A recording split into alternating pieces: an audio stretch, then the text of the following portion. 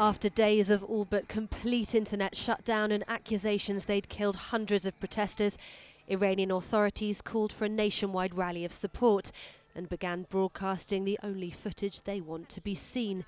Not the violence at the hands of their own forces, but live footage of crowds at funeral processions, deaths they blame on, quote, terrorist actions led by the US and Israel. عوامل مسلح در بین تظاهرکنندگان مشاهده شدند که به سمت نیروهای Armed elements were observed among the protesters who shoot not only at our security forces, at the police, but more importantly, we realize that they also shoot at ordinary people. بلکه به مردم عادی هم شلیک میکنند.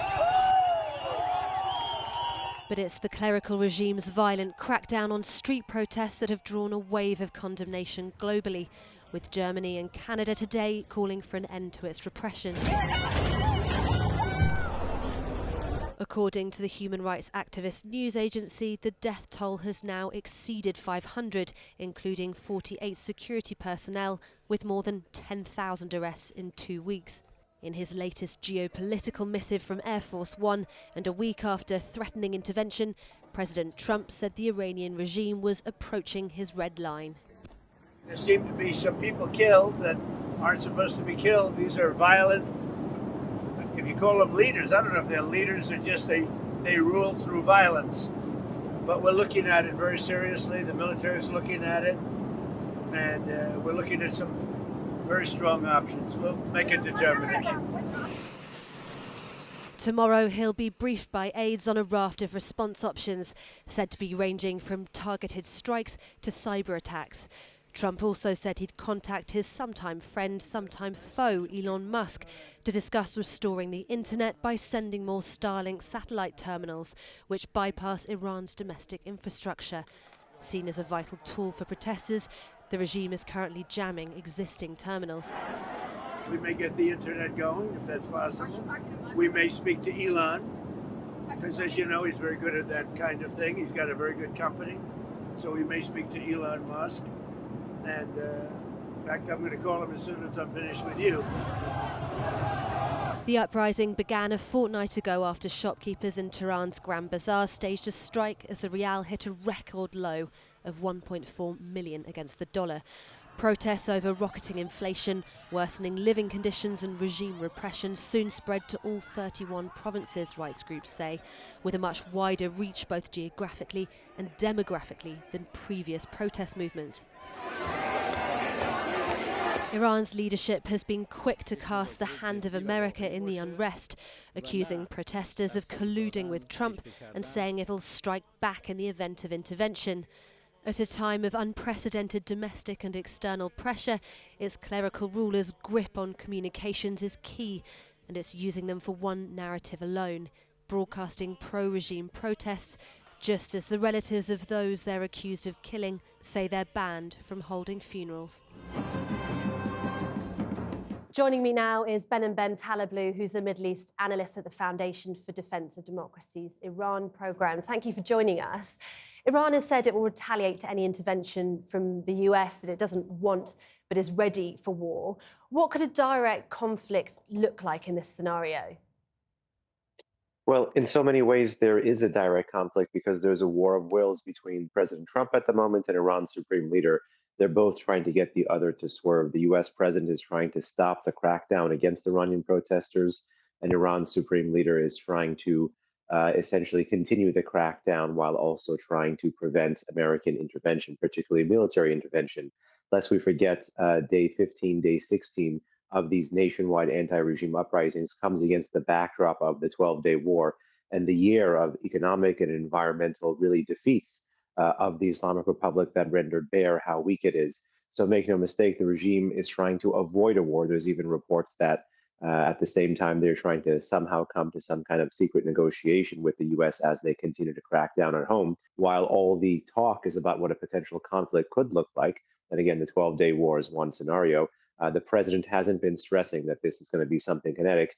And within a day from now, we'll be having a major meeting with national security officials to determine what options he has. But make no mistake, this is one where, as he likes to say, he has all the cards here. So he has diplomatic options, political options, intelligence options, military options, economic options, and he seems to have the world right where he wants them, which is all eyes on him. As you say, at that meeting tomorrow, what options do you think will be discussed? No doubt, I think the internet in Iran will, at a bare minimum, be discussed, trying to find ways to stop the Islamic Republic's jamming of the internet, throttling of the internet, as well as, of course, potentially ways to provide communication support to Iranians. That has long been a bipartisan feature of U.S. Foreign policy towards Iran. But given the fact that the regime has been killing scores, if not hundreds, if not thousands, much more likely, of Iranians under the past 4 days of an internet blackout, there's going to have to be a much more serious conversation about what to do, whether that's military enforcement of the red line or potentially from the cyber side, trying to blind the regime's command and control, trying to thwart their ability to move against protesters or coordinate or organize against protesters. Late in the 12-day war, the Israelis potentially may have given a blueprint to the Trump administration because they began to go after IRGC bases. Potentially, that might be an option for the Trump administration. But it really is anybody's guess here. The real concern here, though, is given the number of times the president has said that he will hold this regime accountable for cracking down on protesters, and then the sudden about face and reference to potentially negotiating with Iran, that I think would be both a strategic and a moral own goal for Washington at this time, particularly as it has elevated protester expectations by, over the past few days, putting wind beneath their wings. And given what we've seen in Venezuela and given the situation in Iran and the grip that the regime has over its institutions, how likely do you think regime change is? The Iranian people didn't come out to change the exchange rate. They came out to change their regime. Fundamentally, when they were denied a pathway at the ballot box, they sought other ways to try to be in charge of their political destiny. So, what we're seeing inside Iran right now is the latest installation of an 8 or 9 year national uprising that really has posed now the most, I would say, potent threat both to the legitimacy and to the durability of the Islamic Republic in the past 46 years. And frankly, I have to say that is something from a kind of security and strategy perspective that the West cannot be indifferent to. This is not charity or missionary work. This is basically the most pro-American street protesting against the most anti-American state in one of the pretty troubled and hostile parts of the world. So how Washington chooses to rack and stack its interests here, both morally, politically, and strategically, remains to be seen. But really, all eyes are on really the brave Iranian protesters and how they will respond to Washington's, attempt to live up to its red line or attempt to de-escalate the situation. And where do the protests stand this morning? Human rights groups are saying the death toll has surpassed 500. The Iranian foreign minister has said everything's under control. What do you think is going to happen next? Some of the imagery they've been showing on state media, some of the stories they've been running on state media of cities being totally fine, totally quiet, do not jive at all with the messages that we've been seeing on social media, the imagery and the video, the body bags that have been coming out. Iranians have been writing in the limited moments that they do have internet access restored during the day or are able to use the national intranet and then to message with others to get a message out, that the regime has been power washing blood off of the streets. That's how bad the crackdown has been at night. So while there are 500 plus confirmed, the death toll is almost definitely in the thousands. You mentioned the internet connection, the role of the internet earlier. Trump has a checkered relationship with Elon Musk, but he said he's going to approach him to ask about Starlink and whether that could be further established over Iran to bypass its domestic capabilities. How important is internet connection in all of this, and how much of a game changer would that be?